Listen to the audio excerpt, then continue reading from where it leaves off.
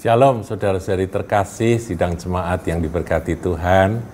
Saudaraku, kita akan belajar 3 nasihat dari Rasul Paulus dan saya berharap kita dapat mempraktekkannya di dalam hidup sehari-hari. Ya memang untuk apa kita mengetahui firman tapi kita tidak melakukannya. Jadi nanti setelah kita belajar akan apa yang disampaikan oleh Rasul Paulus ini, ada 3 nasihat, kita sepakat untuk mulai praktek. Ya, jadi hari-hari yang akan kita lalui ini akan kita isi dengan melakukan akan nasihat firman tersebut. Saudara, kita akan lihat di dalam 1 Tesalonika 5 ayat yang ke-16, 17, dan 18. Ya, 3 ayat ya, 3 ayat, 3 nasihat. Ayat 16 berbunyi demikian, bersukacitalah senantiasa. Nah, ini yang pertama, saudara. Kita ini didorong oleh firman Tuhan untuk bersukacita senantiasa. Saudaraku, yang dimaksud oleh firman Tuhan ini, sukacita yang dimaksud ini bukan sukacita yang kita peroleh karena sesuatu yang sementara, bukan. Ini sukacita yang dikerjakan oleh Roh Kudus di dalam diri kita. Sukacita keselamatan, sukacita di dalam hadirat Tuhan, itu yang dimaksudkan itu.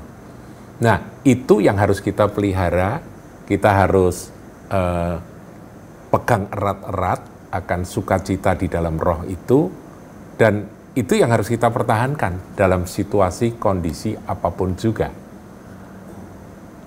Jadi ini kita praktek, saudara. Caranya gimana kita mempraktekkan bersukacita senantiasa? Yaitu kalau ada hal-hal yang mengganggu hati kita, mengganggu pikiran dan emosi kita sehingga kita ini sepertinya akan kehilangan sukacita itu, sukacita yang di dalam itu, sukacita karena Tuhan, sukacita karena kasih Kristus yang kita sadari begitu besar, begitu mulia dalam hidup kita, sukacita karena hadirat roh yang melingkupi kita. Itu kalau rasanya ada yang mau mengganggu, entah itu peristiwa-peristiwa yang terjadi, hal-hal yang tidak menyenangkan hati kita, atau kekhawatiran-kekhawatiran yang bisa datang dalam hidup ini, kita segera selesaikan. Jadi ada sesuatu yang mau mencuri sukacita yang dari Tuhan itu, segera kita selesaikan. Nah, saudaraku ya, jadi kita akan bereskan itu. Kalau ada kekhawatiran, kita datang pada Tuhan dan serahkan segala kekhawatiran itu. Sehingga sukacita itu tidak sampai tercuri. Ada hal-hal yang membuat kita nggak nyaman, nggak senang, yang membuat kita jengkel, marah, kita segera datang pada Tuhan dan minta supaya Tuhan tolong kita. Maka dari itu, ayat 17, saudaraku, itu dikatakan tetaplah berdoa. Tetaplah berdoa ini untuk menjaga supaya sukacita itu tidak sampai tercuri. Nah, ada orang-orang yang luar biasa, saudaraku, yang diizinkan Tuhan, dia tetap bersukacita meskipun di dalam aniaya besar. Saya pernah membaca riwayat dari Richard Wurmbrand, almarhum ya, seorang pahlawan iman di negeri komunis. Dia dipenjara, disiksa, dianiaya, nggak dikasih makan, ya kelaparan, kedinginan, sakit TBC lagi ya. Jadi rasanya kalau secara manusia, Richard Wurmbrand pada waktu di dalam penjara Rumania itu, penjara komunis, saudaraku, yang sangat kejam, itu dia nggak ada sesuatu yang bisa membuat dia bersukacita. Berduka iya, marah iya. Bahkan bisa-bisa dia menyalahkan Tuhan, mengapa Tuhan tidak menolong dia. Tetapi ternyata karena dia menjaga akan Roh Kudus itu tetap bersama dengan dia tetap tinggal di dalam hadirat Tuhan, maka sukacitanya tidak bisa dirampas. Nah, itu benar-benar menggenapi akan firman yang tertulis di dalam Lukas, saudaraku ya. Coba kita lihat Lukas pasalnya yang ke-6, ayatnya yang ke-22 dan 23. Dan ini dialami oleh Father Richard Wurmbrand almarhum itu. Berbahagialah kamu jika karena anak manusia orang membenci kamu. Dia dibenci, saudaraku. Dan jika mereka mengucilkan kamu dan mencela kamu serta menolak namamu sebagai sesuatu yang jahat, dia dianggap sebagai penjahat dan dia dipenjara sebagai seorang penjahat, saudaraku. Padahal dia seorang hamba Tuhan yang tidak melakukan kejahatan apapun kecuali imannya kepada Yesus Kristus Tuhan. Ayat 23, bersukacitalah pada waktu itu dan bergembiralah, sebab sesungguhnya upahmu besar di sorga. Karena secara demikian juga nenek moyang mereka telah memperlakukan para nabi. Jadi dia ngalami akan sukacita di tengah-tengah aniaya yang begitu mengerikan. Di tengah-tengah kelaparan, kesakitan, kedinginan, dan perlakuan yang sangat sadis dari para penyiksa-penyiksanya. Dia tetap bersukacita. Saudara, tentunya ini adalah orang-orang istimewa ya. Richard Wurmbrand ini adalah orang-orang istimewa. Kita barangkali nggak bisa seperti dia, tapi minimal saudaraku kita bisa praktek sukacita itu. Yaitu dengan bagaimana? Menyerahkan segala kekhawatiran. Kalau ada hal-hal yang mengganggu akan sukacita di dalam hati kita, kita datang pada Tuhan. Kita minta supaya Tuhan menjamah kita, hadiratnya menguasai kita, dan kita pun mempertahankan akan sukacita yang dari sorga itu. Sebab kerajaan Allah itu kan bukan soal makan dan minum, saudara, tetapi soal kebenaran, damai sejahtera, dan sukacita di dalam Roh Kudus. Haleluya. Nah, sukacita yang seperti apa yang dimaksudkan oleh Rasul Paulus dengan kalimat bersukacitalah senantiasa itu? Saya ingat akan ayat di dalam Lukas pasal yang ke-10, saudaraku. Ketika 70 murid Tuhan itu pulang dari diutus, ya, jadi Tuhan mengutus 70 murid, dan mereka kembali dari utusan itu, mereka bergembira. Ini saya bacakan ayat 17. Kemudian ke-70 murid itu kembali dengan gembira dan berkata, Tuhan juga setan-setan takluk kepada kami demi namamu. Nah, saudaraku, apakah sukacita jenis ini yang dimaksudkan oleh Rasul Paulus? Nah, nanti kita belajar, saudaraku. Bukankah ini sukacita ketika melihat iblis itu dikalahkan? Salah apa enggak? Ya enggak salah dong.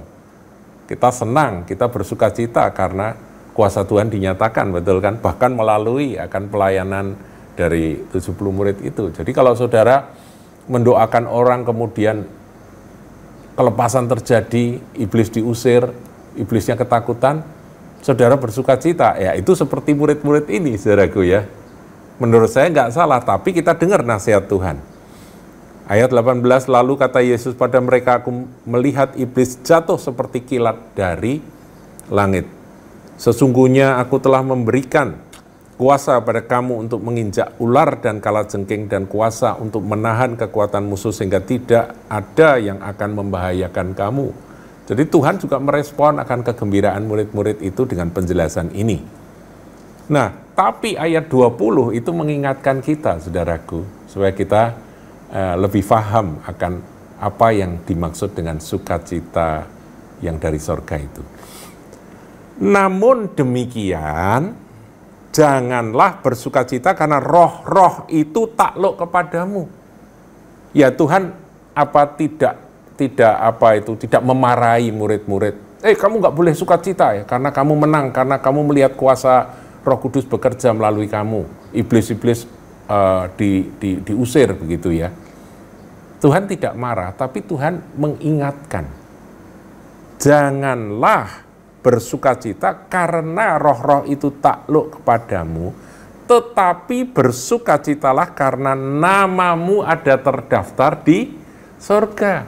Nah, Tuhan mengarahkan murid-murid ini, sukacitamu jangan karena euforia kamu melihat kuasa Tuhan bekerja melalui pelayananmu, boleh, tapi jangan kebablasan, begitu kira-kira ya.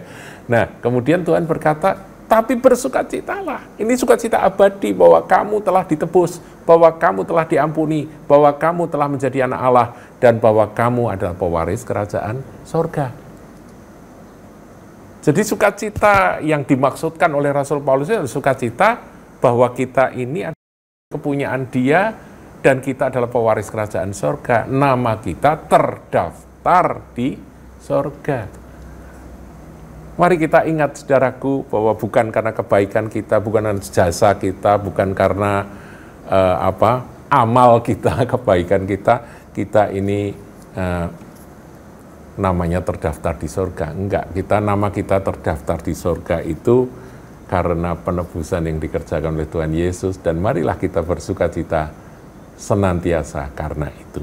Tetaplah berdoa. Kalau ada yang mengganggu sukacita itu, menggoyahkan sukacita itu, kita usir dan kita datang pada Tuhan dan minta supaya Tuhan meneguhkan sukacita yang di dalam kita.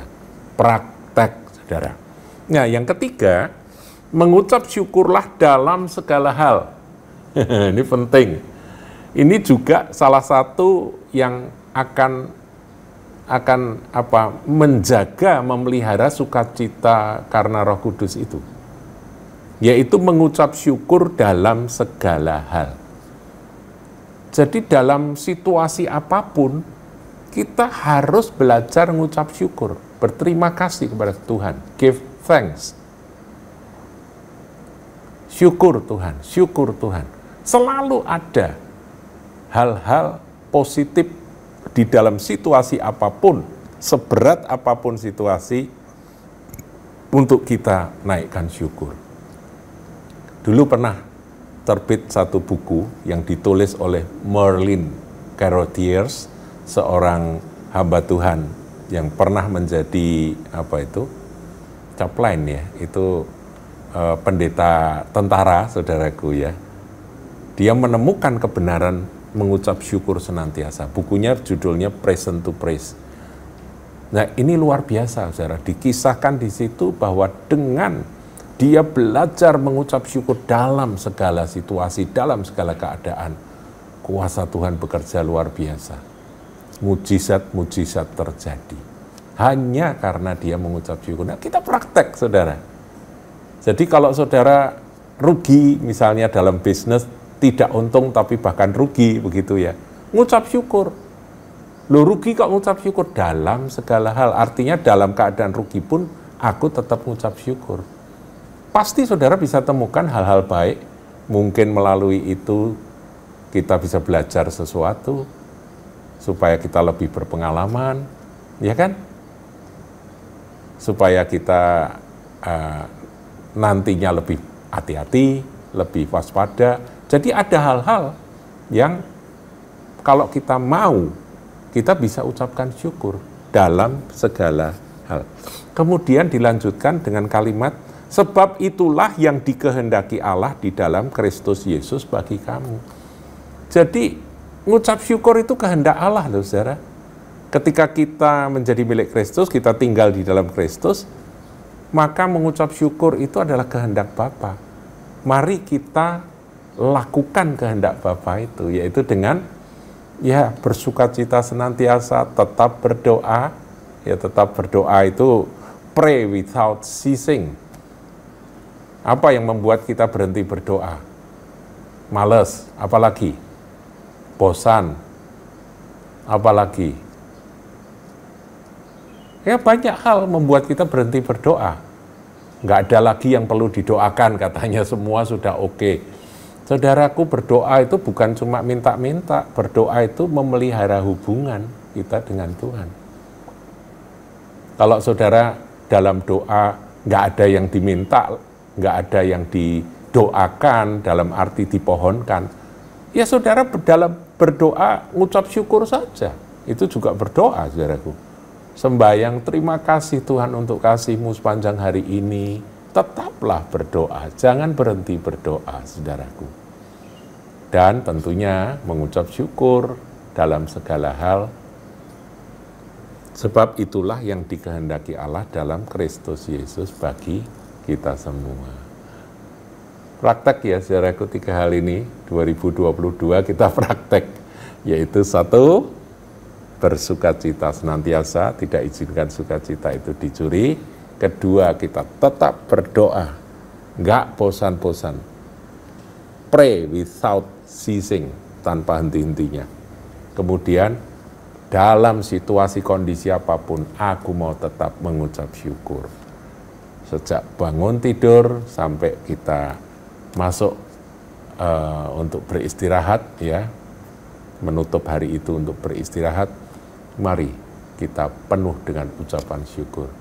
Inilah panggilan hidup Kristen, dan kita akan berbahagia apabila kita melakukannya. Tuhan Yesus berkati.